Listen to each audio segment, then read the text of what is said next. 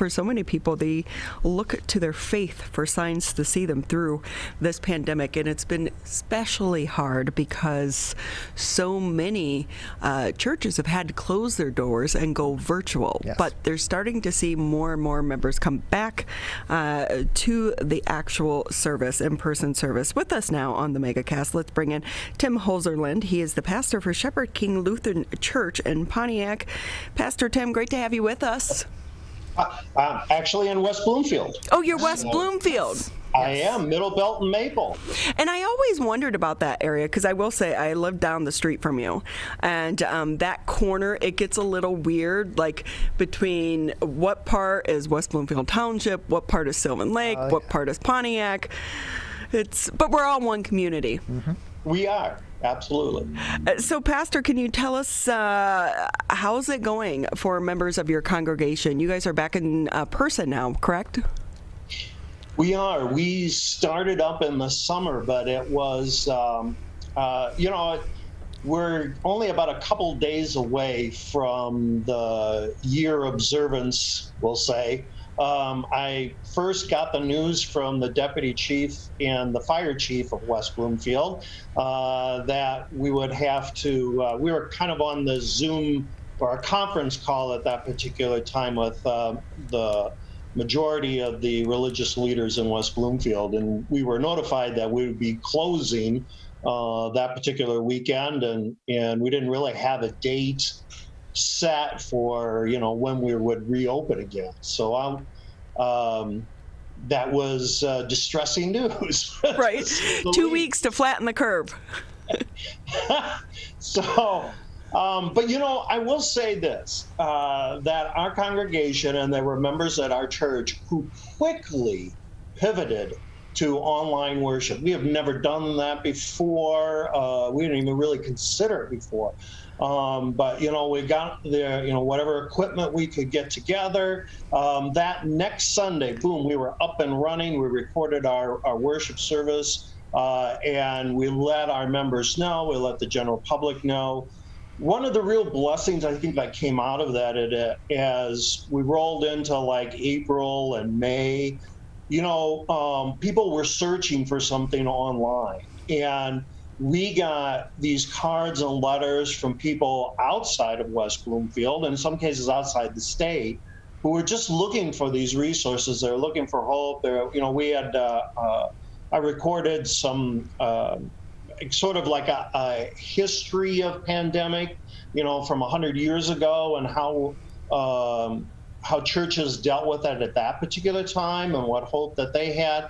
And we really got some great and encouraging messages from people, online. But again, some people sent us cards and were thanking us for what we did. So in some ways, it was kind of a blessing. We were able to reach farther than we ever thought we could, just locally here in West Bloomfield. Well, we know that some churches, they have a better broadcast setup than what we do here. But you were saying that you were going online for the first time. So along with some members of your church, you're learning the technology side of things. Any hiccups along the way? Yeah, I don't, we tend to figure things out rather quickly. I thought it was okay. I think that what ended up happening is that when we went back to in-person worship, we weren't going to give up the online presence. And so we were continuing to do it that way. It was interesting trying to figure out where we're going to position the camera, or a choir member kind of getting in the way. And I would get these floor direction cues, so to speak, and so I'm like, which way do you want me to turn, left or right? Or no, I want to. It's all right, I'll step forward. Okay, got it. All right. To my left, to your right, but you have a TV broadcasting background. Oh, I do. Yes, I have a bachelor's degree in television production. So work for an independent television station. Man, this is a long time ago. I know, but isn't it? See how life brought you back full circle? I know. I was at a small station in Southern Illinois, and it was back in the day before Fox. Uh-huh. And there were all these little independent TV stations that were owned by, individuals, and a lot of them just wanted it as a tax write-off. But you had so much freedom to do a lot of different things that you can't do now. And anyway, I, felt the call for the ministry, though, probably about 2-3 years into my job, and it's come full circle now. But we're talking 35 years ago. I mean, it's been a long time. So was that 3/4 deck tape times? Yes, it was. We've come a long way. Now we're recording on our cell phones. I mean, man, the equipment and how huge it was, and now, I look at it now and go, oh my gosh, it was, if only, spending all this time white balancing a camera. I mean, crazy. Pastor Tim with us here on the MegaCast. He's with Shepherd King Lutheran Church. With that, so as you're learning the new technology, one of my big concerns throughout this pandemic has been on so many of our seniors, because I still have friends that are not on the internet. So how has that been, and how have you tried to bridge that gap for members of your congregation?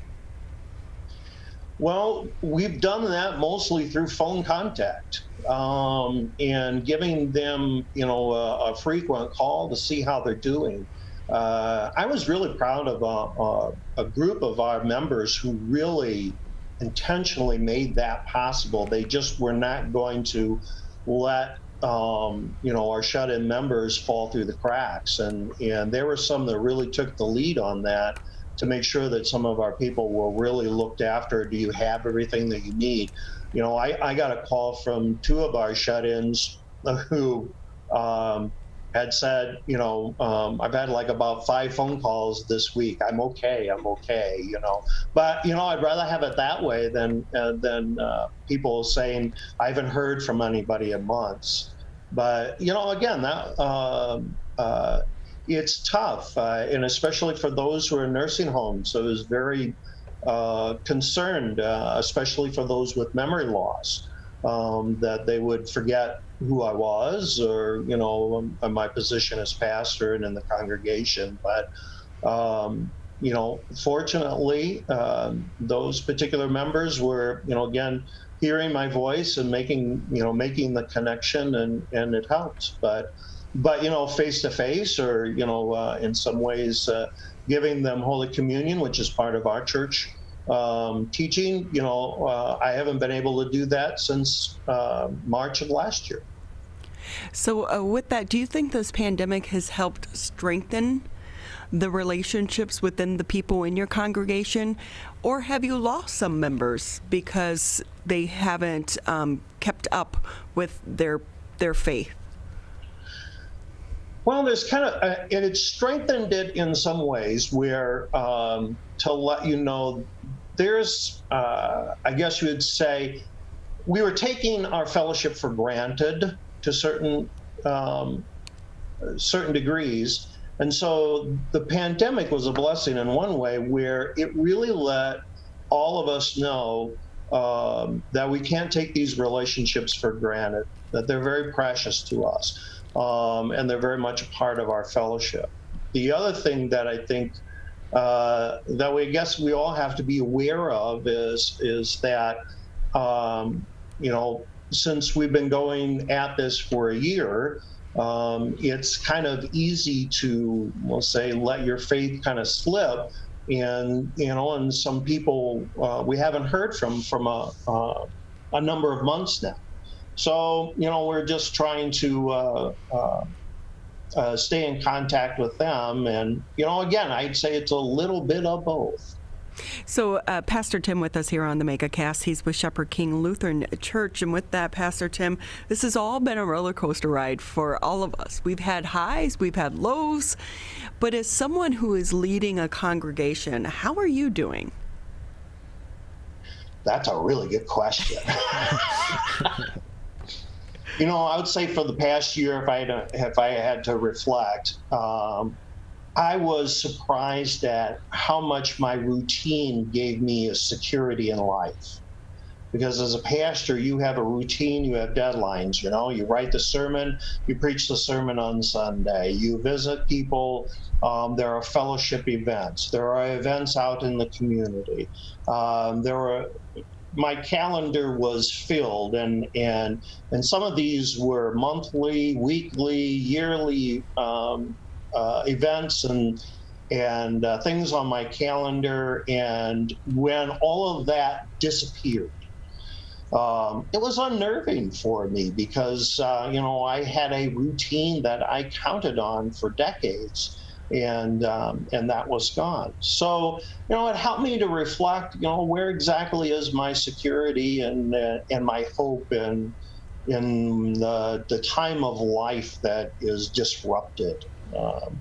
And so again, that was good for me to reflect on personally.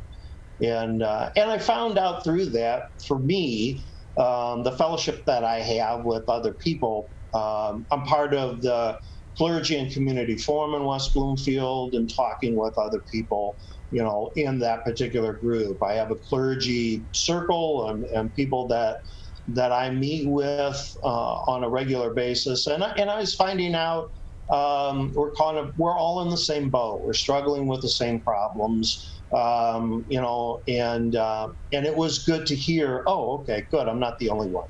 Right, because people aren't thinking that you, the person who is leading them, may be struggling as well. You're listening to 89.3 WBLD Orchard Lake, 88.1 WBFH Bloomfield Hills. And with that, as I said, we've all been on a roller coaster. But for those that have struggled with their faith and their belief during this time, how did you lift them up in their moments of despair? Well, I'd say there's two different things that I did. I'm also the chaplain of the fire department for West Bloomfield. So I do have some education in terms of like crisis or trauma or other things that happen in a person's life. So one thing that really helped me to share in that frame a message of hope is I spent 6 months doing 2 shifts in Beaumont health system as a chaplain. And so it really taught me, as I met with people all the time who were in crisis, to take things in very small chunks. People were concerned about what's going to happen to my family, what's going to happen to me, what's going to happen with my job, and really had to point them back. But you're in a hospital bed right now, and all you have to do is set this goal. This is what I need to do today, or here's what I need to do in the next hour. And that was really helpful to share with people who were in great distress, in the past year. I know you're thinking about all of these other things. Here's what you need to do now. And that was one thing that helped kind of calm people so they weren't quite so overwhelmed. Now, the other part of it, and speaking with other Christians, was saying, we're putting our hope in Christ. And so again, what is he doing in this situation, as opposed to what do I need to do? Help to kind of take that burden off of themselves and put it where it needed to be found. One of the struggles for so many families throughout the pandemic are rites of passages surrounding things, funerals or even weddings, and you're in the heart of both of those circles. What has that experience been like? It's been something that had to help us think out of the box and still supply the support that we need. I conducted some funerals. They had to be graveside. They had to be things that were with a limited amount of people. And we had to let them know, once we've got a herd immunity, we want to come back and we want to have a celebration in church and to remember these people. So we wanted to do that. The other thing that I conducted a a wedding in August. How we pulled it off is by the grace of God. But, there were all these weird restrictions, right? All these things that we had to do. And they were changing like by the week too. Like on a Wednesday, hey, starting Friday. And if I had my wedding planned, I would be like, what? Right. Yeah. And I had a bride and a groom that were in my office on a regular basis saying, okay, you know what? And they were really great at it. Again, the bride is a nurse. And so she's kind of like in that mode of, hey, things change. And she did a fabulous job of really kind of adjusting and pivoting to what needed to be done. So yeah, there were all of those things. My heart really went out to our high school seniors who graduated last year, and trying to make that acknowledge or make that special for them. I wrote out a letter and a card, for them and let them know that I am and their church is thinking about them.